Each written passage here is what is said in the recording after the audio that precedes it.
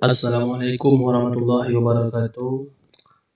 Salam dan bahagia Bapak Ibu guru hebat dimanapun berada.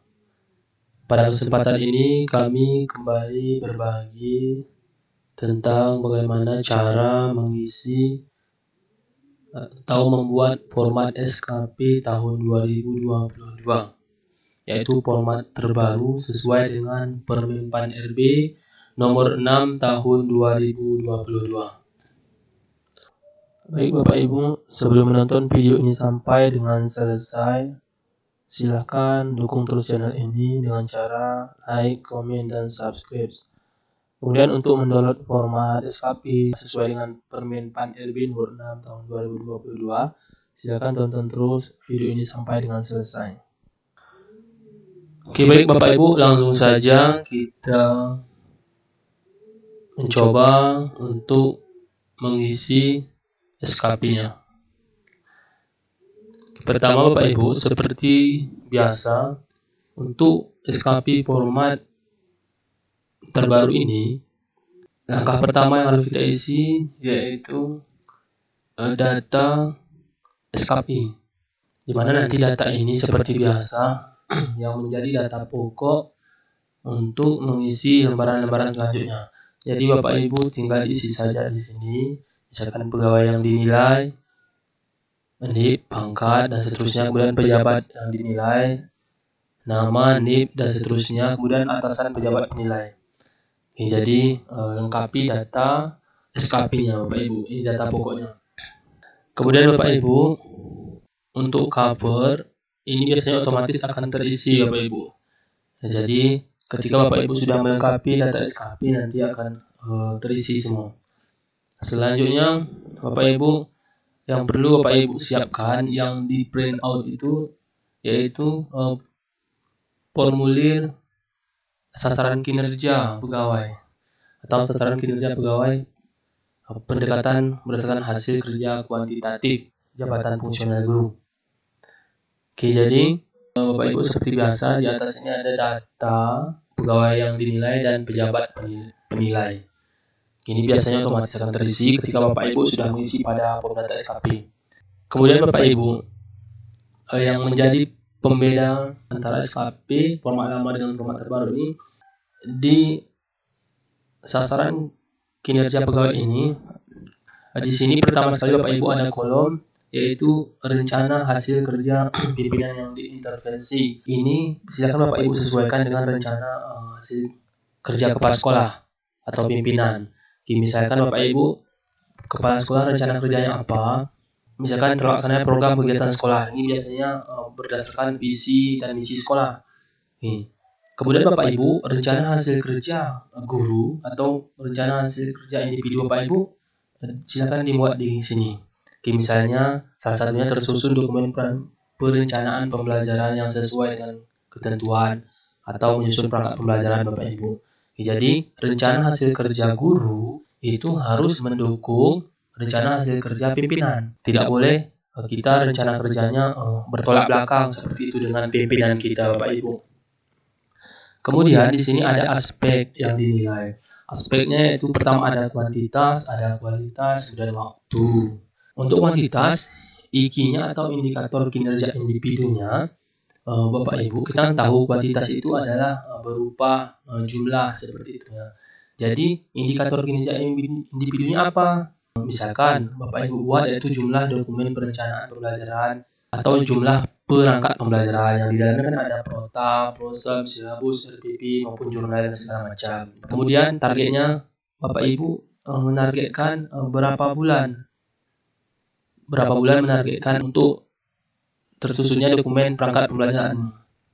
Misalkan Bapak Ibu menargetkan dalam 4 bulan sudah tersusun semua, misalkan selama 1 tahun boleh, atau dalam 3 bulan atau bahkan mungkin 2 bulan sudah Bapak Ibu targetkan terselesaikan semua seperti itu. Kemudian untuk kualitas Bapak Ibu, ini adalah persentase penyusunan dokumen perencanaan pembelajaran di kelas. Jadi Bapak Ibu berapa persen kira-kira kualitasnya yang ingin Bapak Ibu capai sesuai dengan perencanaan pembelajaran di kelasnya, misalkan 100%.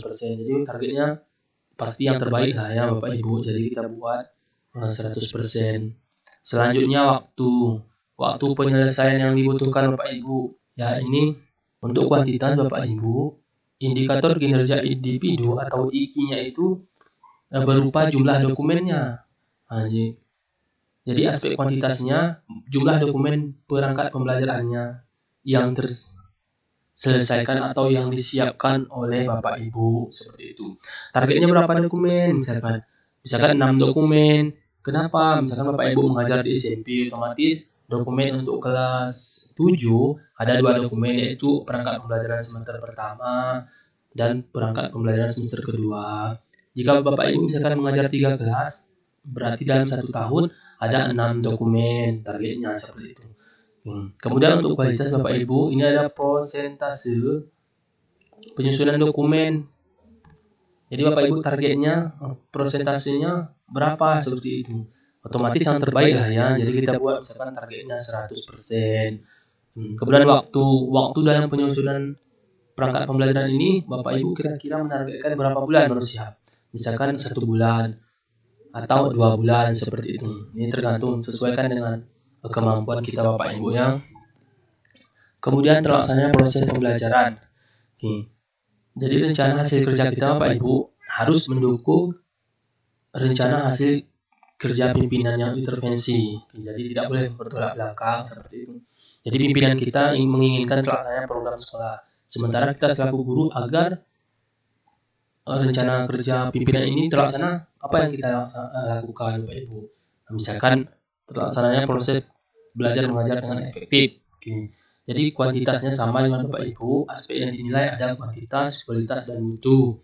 Jadi kuantitasnya misalkan jumlah jam tatap muka Bapak Ibu berapa, atau di sini boleh Bapak Ibu jumlah laporan kinerja gurunya, laporan realisasi kinerja gurunya selama mengajar Bapak Ibu, atau laporan yang lain Bapak Ibu yang terkait tentang pelaksanaan proses pembelajaran ini.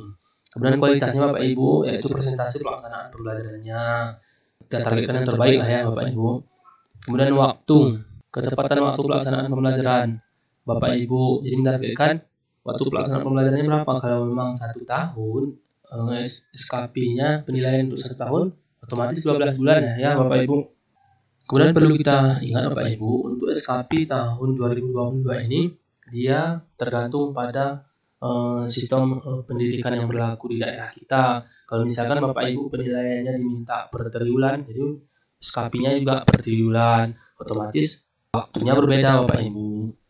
Kalau memang per semester dan juga waktunya pasti berbeda, seperti itu. Jadi disesuaikan saja Bapak Ibu.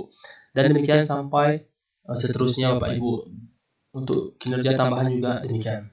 Kemudian Bapak Ibu, yang menjadi pembeda dengan SKP sebelumnya, pada lembaran rencana sasaran kinerja ini ada rencana perilaku kinerja Bapak Ibu. Jadi perilaku kinerja Bapak Ibu gimana? Di sini ada 7 perilaku kinerja, yaitu salah satunya berorientasi pelayanan, akuntabel, kompeten, harmonis, loyal, adaptif, dan kolaboratif Bapak Ibu. Jadi untuk perilaku kerja ini yaitu di sini ada misalkan berorientasi pelayanan, yaitu 1 butirnya itu memahami dan memenuhi kebutuhan masyarakat. Jadi ini yang direncanakan seperti itu Bapak Ibu, yaitu ramah, cekatan, solutif, dapat diandalkan, seperti itu. Ini perilaku kerja yang diharapkan. Sementara ekspektasi khusus pimpinan Bapak Ibu yaitu mengkoordinasikan proses pembelajaran pada satuan pendidikan dengan baik. Jadi ini adalah artinya apa, harapan dari pimpinan yang menilai kita Bapak Ibu. Jadi kepala sekolah menginginkan perilaku kerja kita seperti apa, ekspektasinya, harapannya atau gambarannya seperti apa, seperti itu Bapak Ibu. Ini adalah ekspektasi khusus pimpinan. Jadi artinya ekspektasi ini berasal dari harapan pimpinan kita terhadap pegawai yang dinilai, seperti itu Bapak Ibu. Kemudian Bapak Ibu, lembaran selanjutnya itu lampiran sasaran kinerja pegawai. Jadi Bapak Ibu, di sini ada lembaran ini untuk secara umum menggambarkan atau ringkasan daripada rencana sasaran kinerja tadi. Jadi ini bisa dibilang yaitu untuk menyimpulkan sasaran kinerja yang telah dibuat tadi. Oke, selanjutnya yaitu kita mengisi lembaran hasil evaluasi kinerja pegawai. Bapak Ibu, pada lembaran ini ada terdapat kurva distribusi predikat kinerja. Jadi Bapak Ibu sesuai dengan capaian SKP-nya, apabila berkategori baik, misalkan istimewa atau butuh perbaikan atau kurang atau sangat kurang, itu Bapak Ibu silakan meletakkan kurvanya di sini Bapak Ibu. Jadi misalkan pada kategori baik, Bapak Ibu silakan letakkan kurva kategori baik. Kurvanya dari mana? Yaitu kurva sudah tersedia di sebelah kanan dari lembaran ini Bapak Ibu. Jadi kita tinggal mengcopy-nya saja. Ini jenis kurva yang akan kita masukkan ke dalam lembaran SKP ini sesuai dengan capaian kinerja kita Bapak Ibu. Bapak Ibu, kemudian juga di bawah ini ada hasil kerja. Hasil kerja ini sebenarnya kurva ini sudah menggambarkan hasil kerja kita. Cuma di bawah ini terdapat tabel seperti lembaran sebelumnya, ada rencana hasil kerja, aspek, IKI atau indikator kinerja individu, kemudian target sesuai ekspektasi, realisasi berdasarkan bukti dukung. Jadi Bapak Ibu, ini juga harus kita isi seperti itu sesuai dengan capaian sebelumnya. Jadi Bapak Ibu, misalkan seperti rencana hasil kerja pertama, yaitu tersusunnya dokumen perencanaan pembelajaran atau perangkat pembelajaran seperti itu. IKI-nya yaitu jumlah dokumen. Berapa jumlah dokumennya itu merupakan indikator. Kalau misalkan Bapak Ibu rencana hasil kerjanya yaitu terlaksananya proses pembelajaran, tentu sebagai indikator kinerja individunya tentu mungkin laporan hasil belajar siswa seperti itu. Atau Bapak Ibu misalkan sebagai wali kelas, rencana hasil kerjanya yaitu menjadi wali kelas, maka IKI-nya untuk kuantitasnya laporan kinerja Bapak Ibu selama menjadi wali kelas seperti itu. Kemudian target laporannya disesuaikan juga dengan laporan atau rencana sasaran kinerja yang telah Bapak Ibu buat seperti itu. Kemudian realisasi berdasarkan bukti dukung.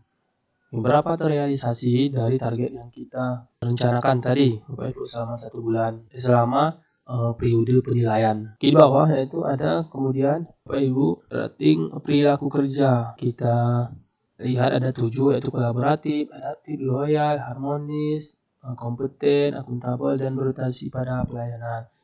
Jadi Bapak Ibu, di sini juga ada umpan balik berkelanjutan berdasarkan bukti dukung. Jadi ini diisikan oleh pimpinan. Kenapa? Karena seyogyanya Bapak Ibu, SKP itu kan yang buat pejabat penilai atau pimpinan seperti itu. Cuma memang ada beberapa lembaran, contohnya saja seperti sasaran kinerja. Sasaran kinerja ini adalah kesepakatan antara pegawai yang dinilai dengan pimpinan atau pejabat penilai kita. Sehingga di sini Bapak Ibu terdapat nama pegawai yang dinilai serta pejabat yang penilai. Jadi seperti itu Bapak Ibu. Jadi demikianlah Bapak Ibu untuk gambaran SKP tahun 2022 sesuai dengan Permen 4 nomor 6 tahun 2022 ini Bapak Ibu. Kemudian ada lembaran terakhir Bapak Ibu. Ini adalah lembaran ketika kita keberatan atas nilai yang diberikan oleh pejabat penilai. Jadi Bapak Ibu silakan mengisikan form ini.